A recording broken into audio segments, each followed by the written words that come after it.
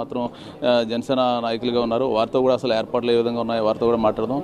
చెప్పండి sir, doctor గారు, ఏర్పాట్లు ఎందాక తీసుకొచ్చారు, ఏమిటి స్పెషల్ ఏర్పాట్లు? సార్, స్పెసిఫిక్గా స్పెషల్ ఏర్పాట్లు అని ఏం లేవండి. ఆల్మోస్ట్ జిల్లాలో రాష్ట్రంలో ఉన్నటువంటి జనసేన నాయకులందరూ కూడాను ఆల్రెడీ కాకినాడ వచ్చేసి ఉన్నారు.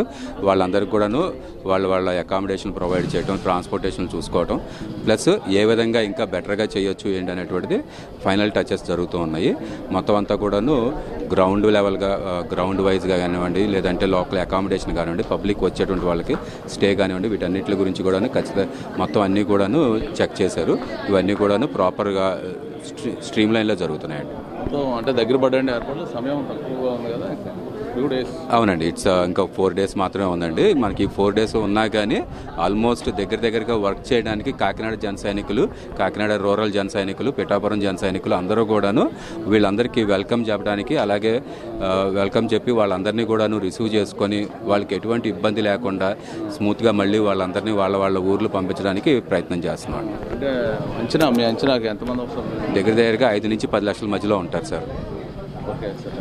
ప్రస్తుతం మనకి ఏర్పాట్లు అంటే ఇది గతంలో ఆవిర్భావ సభలు, ఇది విజయోత్సవ సభ, ఏ విధమైన ఏర్పాట్లు చేశారు? మీ కాకినాడ నుంచి ఎంతమంది తీసుకెళ్తున్నారు?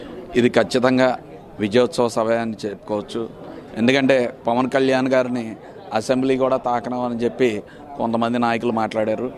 అదే 1/2 డజన్కి ఎక్కువ, డజన్కి తక్కువ ఉన్న పార్టీ నాయకులు మాట్లాడారు.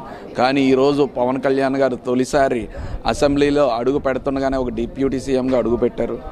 ఈ జన సైనికులందరికీ కూడా ఇది చాలా పెద్ద విజయోత్సవం. అందరూ కూడా ఆనందంతో, ఉత్సాహంతో ఊగిపోతున్నారు. సుమారు 15 లక్షల పైగా వస్తారని చెప్పి అంచనా. ఇప్పటికే 15 లక్షల మందికి ఏర్పాట్లు చేయడం జరిగింది.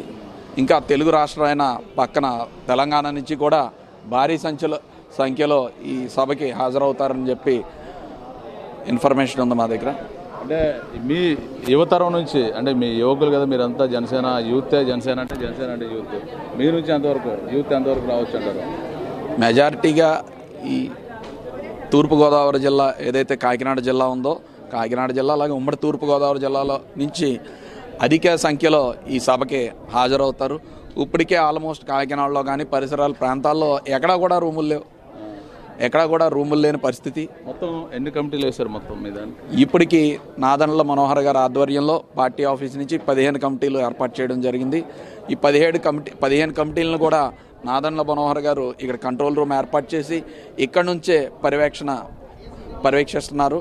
ప్రతిరోజు కూడా చుట్టుపక్కల నియోజకవర్గాల్లో సభలు ఏర్పాటు చేస్తున్నారు, సభలు ఏర్పాటు చేస్తున్నారు. అదేవిధంగా volunteer committee, security committee, food committee, accommodation committee, media committee, publicity committee, decoration committee, next doctors wing, అనేక రకాలైన కమిటీలు వేసి, ట్రాన్స్పోర్ట్ కమిటీ, అనేక రకాలైన కమిటీలు వేసి ఈ సభను ఎక్కడా కూడా ఏ ఇబ్బంది కలగకుండా ఉండేలాగా పర్యవేక్షించి అన్ని జాగ్రత్తలు కూడా ముందుగానే తీసుకోవడం జరుగుతుంది. సమయం ఇంకా 3 days మాత్రం ఉంది. అంటే మీరు పనులు ఏమేరకు వచ్చాయంటారు? మీ దగ్గరుండి పర్యవేక్షిస్తున్నారు సార్.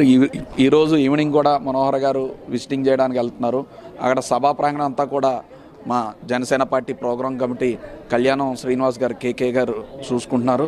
ఈరోజు సాయంత్రం 4 గంటలకు కూడా నాదెండ్ల మనోహర్ గారు మళ్ళీ పర్యవేక్షిస్తారు. ఆల్మోస్ట్ 13వ తారీఖు కల్లా సభా ప్రాంతంలో ఉన్న అన్ని ఏర్పాట్లు కూడా